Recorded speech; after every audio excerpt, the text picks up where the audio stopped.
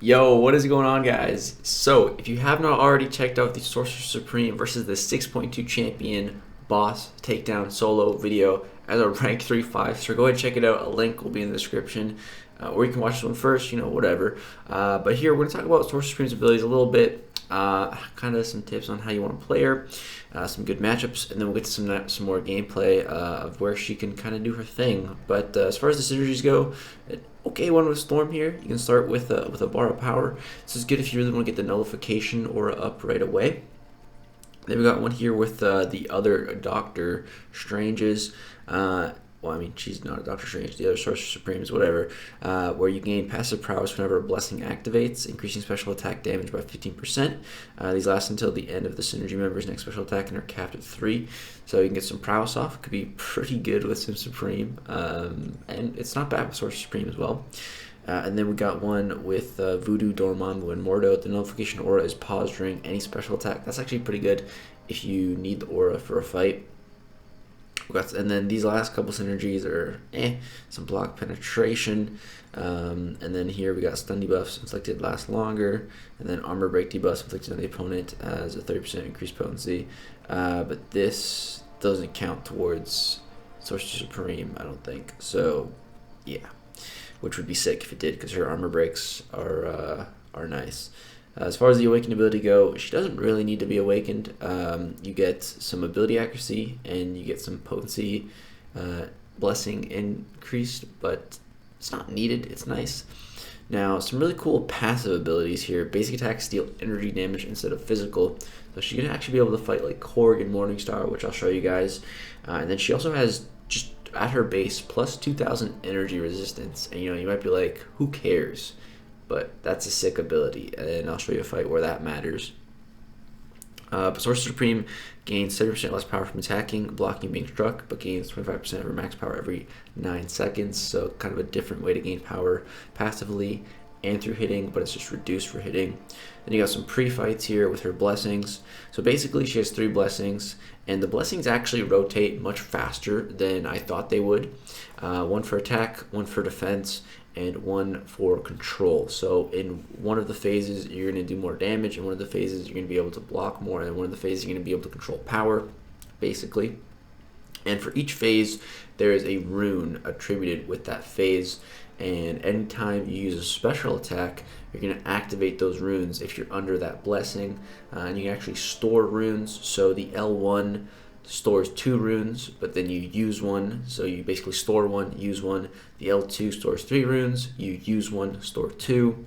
And then the L3 is kind of a weird thing. So the first L3 that you use, it's going to store whatever rune you have permanently, so it'll never be consumed. So this is really good for fights where you really need one of the runes, and the runes are slow debuffs, regeneration, and armor breaks. So in a fight where the opponent maybe will go unstoppable, like 6.2 champion, you're going to want to bank the slow debuff rune permanently for that fight, and then every time you use a special attack you apply slow debuff, and vice versa for the regen or the armor break. It really depends what you need, but the first L3 you got to be careful with which one. You got to use the right rune, have the right blessing active when you use it.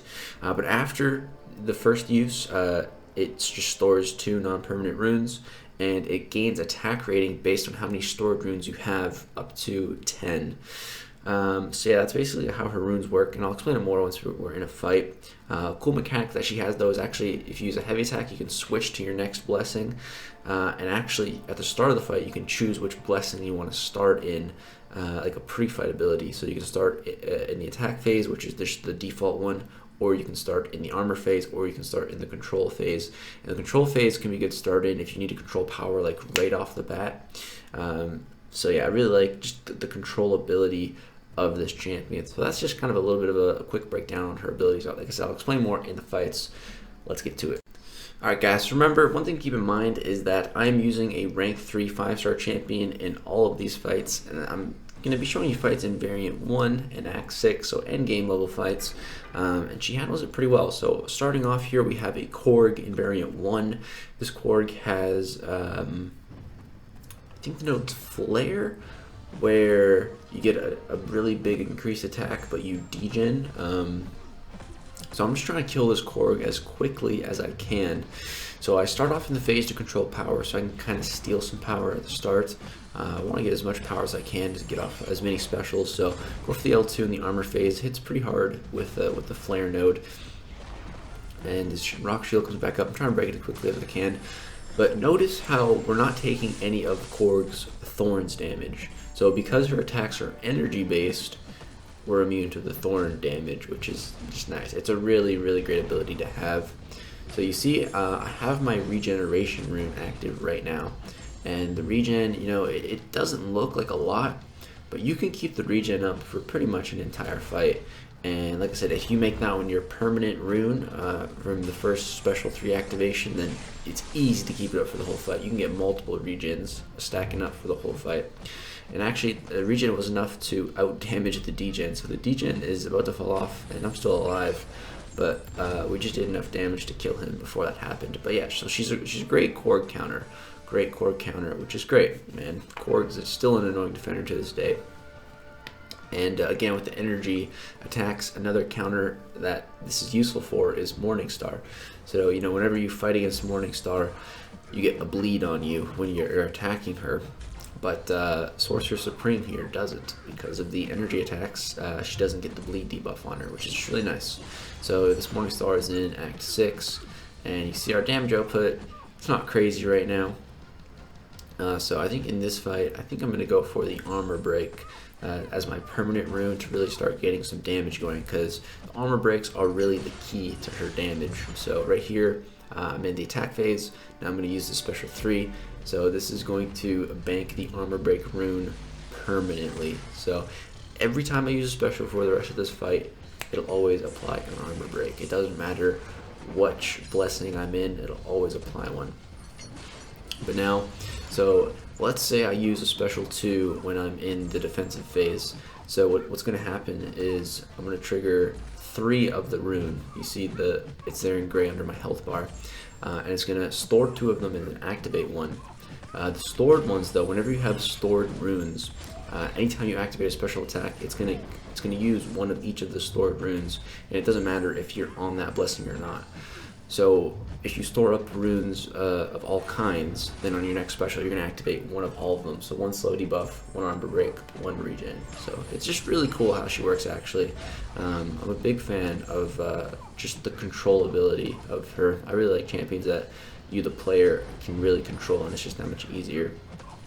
So you can see now that we have those armor breaks up, we are hitting harder. But again, this is rank 3 champion, no suicides. So yeah, but you know, 3k medium, 2k lights, not bad damage, you know, it's alright. You can keep stacking up those armor breaks. We're also just regenning up. And one of the coolest mechanics, actually, that she has is whenever you have a regeneration active and you take a blocked hit, you'll heal 75% of the damage taken from the blocked hit right away. It's an insane mechanic, man. It's such a sick mechanic. I really, really like it. One of my favorite, I think it's probably my most favorite ability that she has. And she also has a nullification aura on her L1 here, which you're going to see that being used for in one of the later fights, but we don't really need it here. But yeah, that's Morningstar dead. I think I got clipped by one of the L2s, but 115 hits. You know, not terrible for a rank 3 in an Act 6 fight. Again, it's just really nice not getting the bleed debuff against Morningstar. Alright guys, so for the next fight here, we're going to be taking on an Iceman in Act 6 here. And so I'm going to be going in with the rank 3 Sorcerer Supreme. I have 13,000 HP, basically 14,000. And I'm going to be going in here with no willpower. Now, you might be thinking, you're going to die.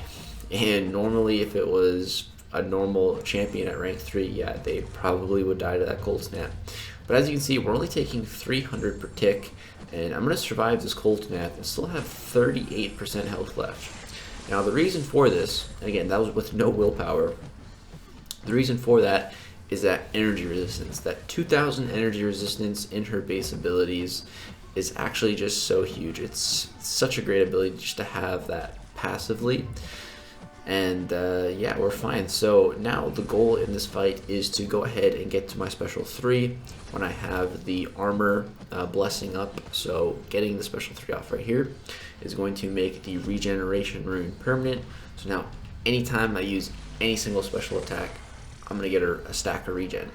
So obviously in this fight, you know, my health is pretty low. I want to build it back up. So I'm going to prioritize getting regeneration in this fight over the utility of the slow debuff and over the just attack.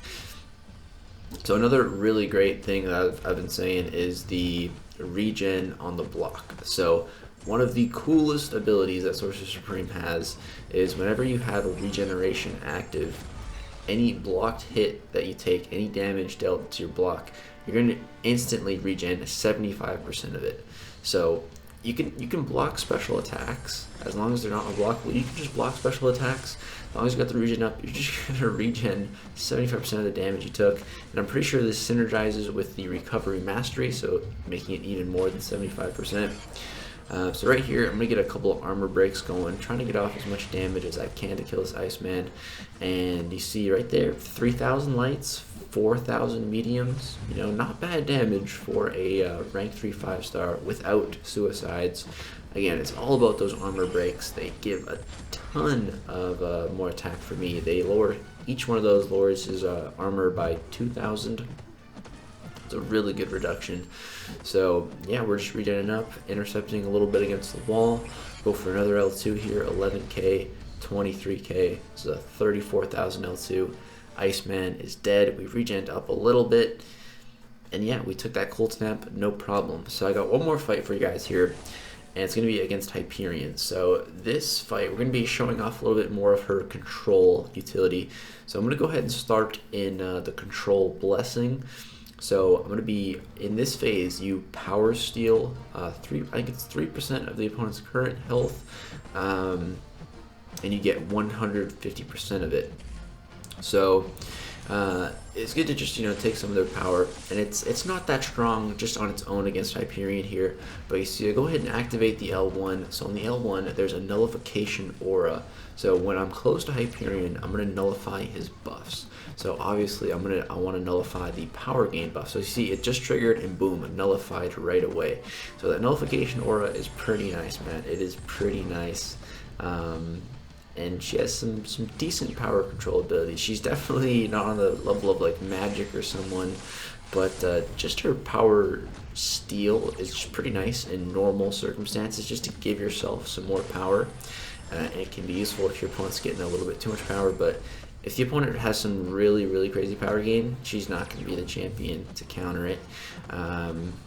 But some really cool uses, and she's definitely not the worst Hyperion counter. It's not bad. With a nullification aura up, she's a pretty good counter, because then you really just don't have to worry about his power gain, and then he just kind of becomes a normal champion with normal power gain.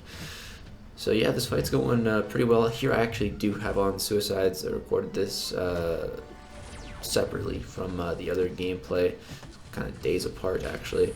I had a Hyperion fight recorded, but then I must have deleted it because I couldn't find it. So I was like, alright, I'll just get another one.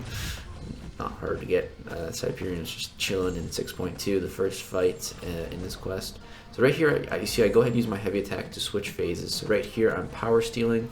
Power steal like a full bar of power. He was at an L3. I get to my L3.